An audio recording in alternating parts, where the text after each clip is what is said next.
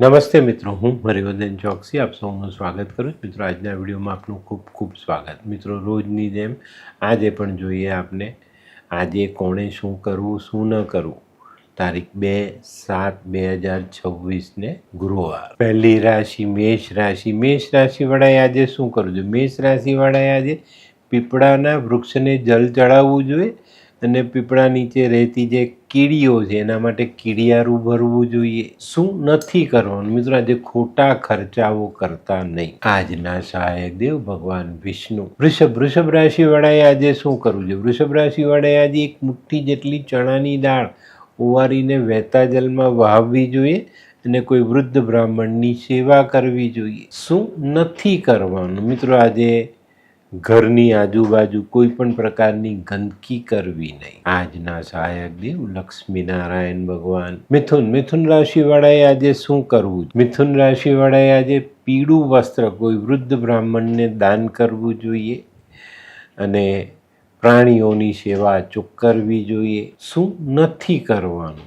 મિત્રો? આજે કોઈની પણ પાસે વધારાના પૈસા લેવા નહીં. આજના સહાયક દેવ મા દુર્ગા. કર્ક રાશિવાળાએ આજે શું કરવું જોઈએ? કર્ક રાશિવાળાએ આજે પિતાના આશીર્વાદ લેવા જોઈએ, પછી દિવસની શરૂઆત કરવી જોઈએ. જેમના પિતા નથી એમને પિતા જેવા કોઈક વડીલની સેવા કરવી જોઈએ, એમના આશીર્વાદ લેવા જોઈએ. શું નથી કરવાનું મિત્રો? આજે કોઈના વાદ વિવાદમાં પડવું નહીં.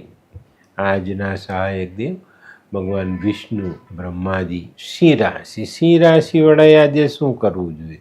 સિંહ રાશિવાળાએ આજે કોઈ અંધ વ્યક્તિને જમાડવો જોઈએ, એને મદદ કરવી જોઈએ. શું નથી કરવાનું? આજે કોઈનું પણ અપમાન નહીં કરતા. આજના સહાયક દેવ ભગવાન સૂર્યનારાયણ અને ભગવાન વિષ્ણુ. કન્યા રાશિવાળાએ આજે શું કરવું જોઈએ? કન્યા રાશિવાળાએ આજે કેસરનો ચાંદલો કરીને દિવસની શરૂઆત કરવી જોઈએ અને આપણા ઘરમાં અથવા આપણી આજુબાજુ કોઈ વડીલ જે અશક્ત છે એને મદદ કરવી જોઈએ. શું નથી કરવાનું મિત્રો? આજે કોઈ પણ કામમાં વધુ પડતો લોભ નહીં કરતા. આજના સહાયક દેવ મા દુર્ગા.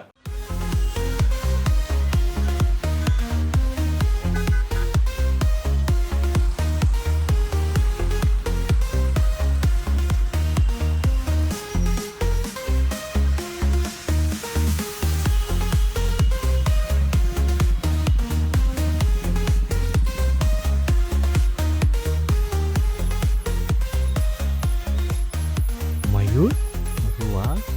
હે હાય મયુર. હાય, કેમ છે? બસ એકદમ મજામાં. પણ તું મતલબ તારી તબિયત તો એકદમ ડાઉન હતી ને? હા દોસ્ત, આ પહેલાં મારી તબિયત ખૂબ જ ખરાબ રહેતી હતી અને ડૉક્ટરના મંતવ્ય પ્રમાણે મારે શું કરવું એ મને સમજાતું જ ન હતું. અને સૌથી વધારે તો પૈસાનું પણ પાણી થતું હતું દોસ્ત. પછી તે શું કર્યું? દોસ્ત, દવા કરું કે દુઆ એની મને કાંઈ સમજણ નહોતી પડતી.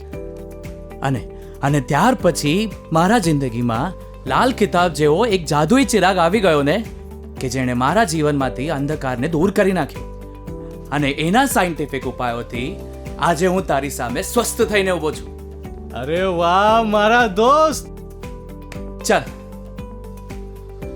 શું માનવ જીવનમાં રોગ મહારોગ ક્યારે આવે એની જાણકારી લાલ કિતાબ દ્વારા મળી શકે છે? હા, જરૂરથી. 20 વર્ષ અગાઉથી આ રોગ મહારોગની જાણકારી મેળવી શકાય છે અને લાલ કિતાબના યોગ્ય ઉપયોગ દ્વારા તેમાંથી બચી પણ શકાય છે. તો બનાવી લો તમારી પોતાની લાલ કિતાબ.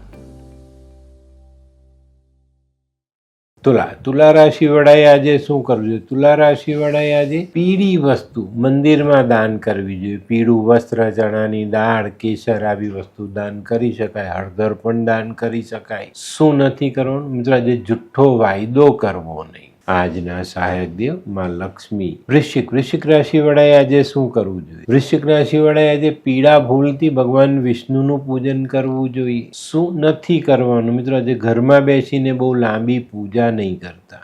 આજના સહાયક દેવ ભગવાન ગણેશ. ધનરાશિવાળાએ આજે શું કરવું? ધનરાશિવાળાએ આજે કીડાના ઝાડને જલ ચડાવવું જોઈએ અને એમાં ચપટી હળદર જરૂર નાખજો. શું નથી કરવાનું? જમીન અંગેના કાર્યોમાં આજે કોઈ પણ પ્રકારની છેતરપિંડી કરવી નહીં. આજના સહાયક દેવ ભગવાન વિષ્ણુ ને માં લક્ષ્મી. મકર રાશિ વાળાએ આજે શું કરવું? મકર રાશિ વાળાએ આજે આપણા ઘરના વડીલોની સેવા કરવી જોઈએ. આપણા ઘરની આજુબાજુ રહેતા વડીલોની સેવા કરવી જોઈએ. શું નથી કરવાનું મિત્રો? આજે શેર સટ્ટામાં બિલકુલ પણ આગળ નહીં વધતા. આજના સહાયક દેવ ભગવાન શનિ અને ભગવાન વિષ્ણુ. કુંભ રાશિ વાળાએ આજે શું કરવું છે? કુંભ રાશિ વાળાએ આજે ઘરની નજીકના કોઈ પણ મંદિરે ઉઘાડા પગે જઈ ભગવાનના દર્શન કરવા જોઈએ અને ભગવાન પાસે ભૂલચૂકની માફી માંગવી જોઈએ અને કોઈ અંધ વ્યક્તિને મદદ જરૂર કરજો. શું નથી કરવાનું? આજે કોઈને પણ ખોટા વાયદા નહીં કરતા. આજના સહાયક દેવ ભગવાન નરસિંહ. મીન રાશિ વાળાએ આજે શું કરવું જોઈએ? મીન રાશિ વાળાએ આજે પીળી વસ્તુ દાન કરવી જોઈએ. એમાં જો કોઈ વૃદ્ધ બ્રાહ્મણ પરિવાર હોય તો એને મદદ જરૂર કરજો. શું નથી કરવાનું? આજે કોઈ પણ જાનવરને મારવું નહીં. આજના સહાયક દેવ ભગવાન વિષ્ણુ અને ભગવાન શનિ. તો મિત્રો, આ તો તમારા માટે કોણે શું કરવું શું ન કરવું તેનું જ્ઞાન. તો આજનો વિડીયો ગમ્યો તો લાઈક કરો, શેર કરો, યુટ્યુબ જોનારા શેર કરે અને સબસ્ક્રાઈબ કરે. હું હરિવર્ધન ચોકસી આપ સૌની રજા લઉં. ફરી મળીએ નવા વિડીયોમાં નવી જાણકારી સાથે. તો ચાલો બદલીએ જિંદગી. નમસ્તે.